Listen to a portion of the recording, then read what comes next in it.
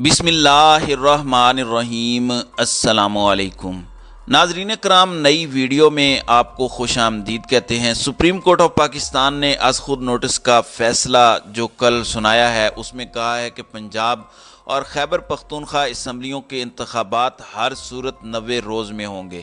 تاہم نون لیگ اور P D M جماعتوں کی جانب سے جس طرح کا رویہ اپنایا جا رہا ہے اس سے 90 روز میں صوبائی اسمبلیوں کے انتخابات کا انعقاد مشکوک نظر آ رہا ہے۔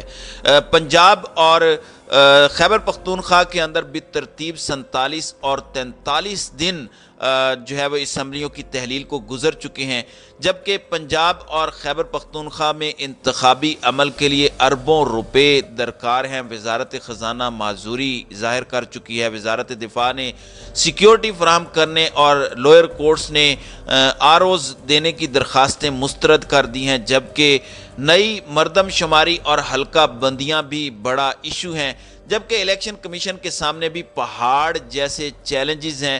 یہ نون لیگ اور پی ڈی ایم کی جانب سے مختلف قسم کے بہانے پیش کیے جا رہے ہیں۔ میں اس ویڈیو میں وہ بہانے جو نون لیگ کی جانب سے پیش کیے جا رہے ہیں یا جو دلائل دیے جا رہے ہیں ان کے اوپر بات کروں گا اور آپ کو بتاؤں گا کہ نون لیگ اس حوالے سے کیا موقف رکھتی ہے کہ کیوں 90 روز کے اندر انتخابات کا انعقاد ممکن نہیں ہے۔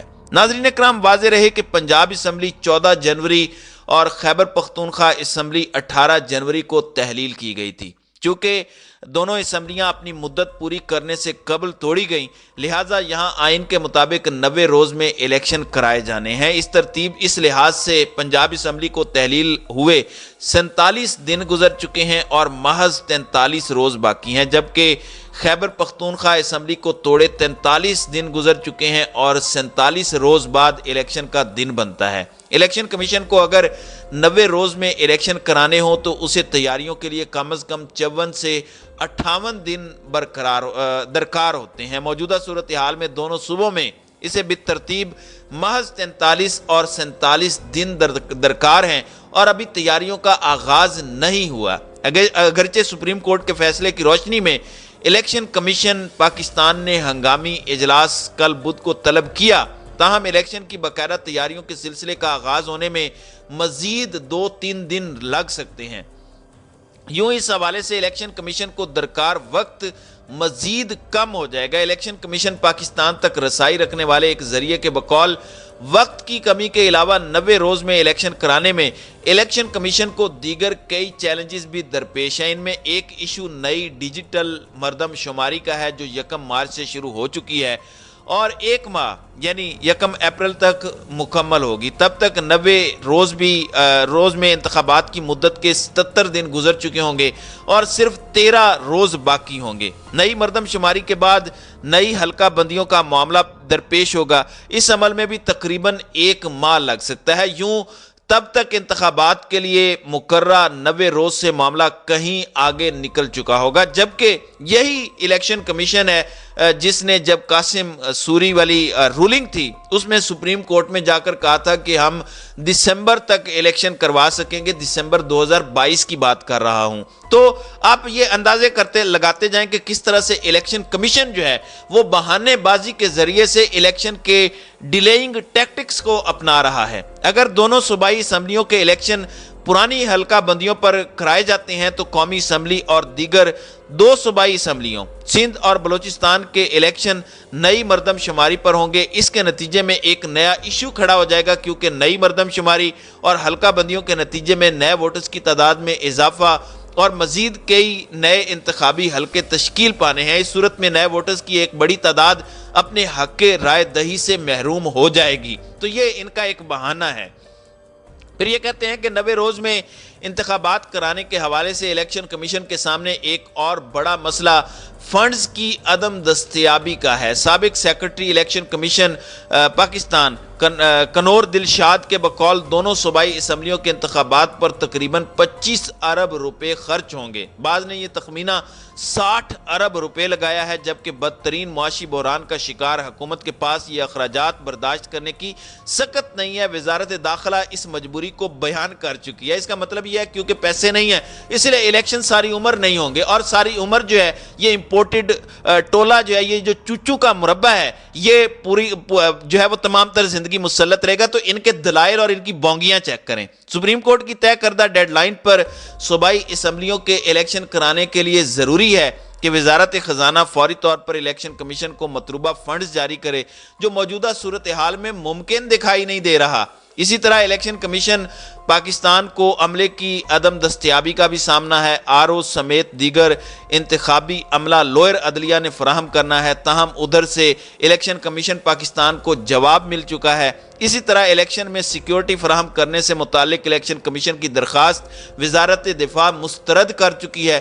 इस मायूसी का इजहार चीफ इलेक्शन कमिश्नर ने सुप्रीम कोर्ट में अपनी तलबी के मौके पर भी किया था। उनका कहना था कि पंजाब और खैबर पख्तूनख्वा में इलेक्शन के सिलसिले में सिक्योरिटी फराहम करने के लिए वजारत दिफा से की गई दरख्वास्त मुस्तरद कर दी गई। इसी तरह से अदलिया से रिटर्निंग अफसरान के लिए कहा तो उधर से भी जवाब इनकार में मिला। वजारत खजाना ने भी फंड्स के हवाले से हौसला अफजा जवाब नहीं दिया।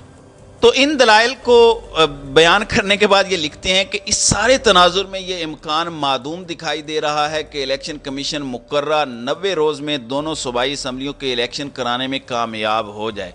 सुप्रीम कोर्ट के फैसले के बाद अगरचे इलेक्शन कमीशन ने गवर्नर और सदर से दोबारा मुशावरती अमल शुरू करने का फैसला कर लिया है, लेकिन देखना यह है कि बयान करदा चैलेंजेस की मौजूदगी में इलेक्शन कमीशन 90 रोज़ के अंदर इलेक्शन कराने में कामयाब होता है या नहीं। बुध के रोज़ chief election commissioner Sikandar Sultan Raja की ज़ेर सदारत होने वाले कमीशन के हंगामी इजलास में सुप्रीम कोर्ट के अहकामात की रोशनी में मुशावरती अमल दोबारा शुरू करने का फैसला किया गया। इस मौके पर सदर मुमलिकत आरिफ अलवी और गवर्नर खैबर पख्तूनख्वा के साथ मुशावरत और वफाकी हुकूमत को ख़त लिखने पर इत्तेफाक राय हुआ। इलेक्शन कमीशन पाकिस्तान आज जुमेरात को बुलाए गए एक और इजलास में इलेक्शन की तारीख का फैसला करेगा। दूसरी जानिब इलेक्शन कमीशन पाकिस्तान ने सियासी पार्टियों को भी हिदायत कर दी है कि वो पंजाब और खैबर पख्तूनख्वा के आम इंतखाबात के सिलसिले में इंतखाबी निशानात की अलॉटमेंट के लिए दरख्वास्तें जमा करा दें। ये दरख्वास्तें 8 मार्च तक जमा कराई जा सकती हैं। वाज़ेह रहे कि दोनों सूबाई असम्बलियों में आम इंतखाबात होने की सूरत में पंजाब और खैबर पख्तूनख्वा में अगले 5 बरस के लिए हुकूमतें बनेंगी। लिहाजा आगे चलकर ये आइनी सवाल भी खड़ा हो सकता है कि अगस्त में अपनी मुद्दत पूरी करने वाली कौमी असम्बली के इलेक्शन जब अक्टूबर में मुनक्किद होंगे तो पंजाब और खैबर पख्तूनख्वा में निगरान हुकूमतें नहीं होंगी। लिहाजा इन दोनों सूबों में कौमी असम्बली के शफाफ इलेक्शन के इनेकाद को कैसे मुमकिन बनाया जाएगा। तो ये बड़ा वाज़ेह तौर पर बयान करते हैं। अब एक पॉइंट को ये छोड़ गए हैं, वो है सिक्योरिटी के हवाले से, क्योंकि जो हमारे इदारे सिक्योरिटी के हैं इनका एक इल्ज़ाम ये भी है कि उन इदारों ने भी कहा है कि मुल्क के अंदर क्योंकि जो है वो दहशत गर्दी हो रही है, जगह जगह पे सिक्योरिटी की ज़रूरत है, इसलिए हम इलेक्शन के आम इलेक्शंस में जो जिनका इनेकाद होना है उसमें सिक्योरिटी भी प्रोवाइड नहीं कर सकते। तो हर तरफ से ये सारे के सारे जो हैं स्टेक होल्डर्स, ये सारे के सारे इकट्ठे हो गए हैं और इनकी कोशिश है कि किसी तरीके से इन्हें इलेक्शंस ना करवाना पड़े, और ये सारे के सारे बहाने जो हैं ये लगाए जा रहे हैं। लेकिन मुझे नहीं लगता कि ये ऐसा कर पाएंगे, क्योंकि सुप्रीम कोर्ट का फैसला बड़ा वाज़ेह है और अगर ये ऐसा करते हैं तो इनके ऊपर तौहीन अदालत लगेगी। तो नाज़रीन किराम, आपकी इस वीडियो के हवाले से क्या राय है? अब अपनी राय का इजहार कमेंट सेक्शन में ज़रूर कीजिएगा।